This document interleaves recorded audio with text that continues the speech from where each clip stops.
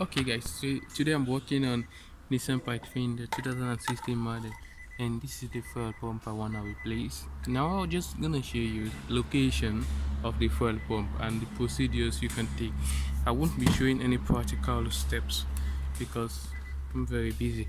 So to get to this point, okay, you have to take this seat, okay, lift it, let it go a little down, and then you have to take it a little forward, okay. This also you can make to wrap up, but the more important thing is that the location is here, and my videos are mostly for professionals, so you know how to figure your thing out. So next step is to hit with a screwdriver. And a hammer, or however possible you want to do it. Then you gotta open this like this, open, and you take it out.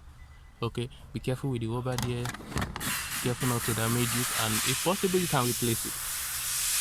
So then after that, you're gonna have your pump here. Okay, make sure to disconnect this hose goes inside the tank. Make sure to disconnect. Okay, that's all. So when you're done, you can fix everything back.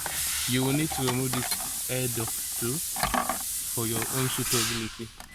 So I think that's all.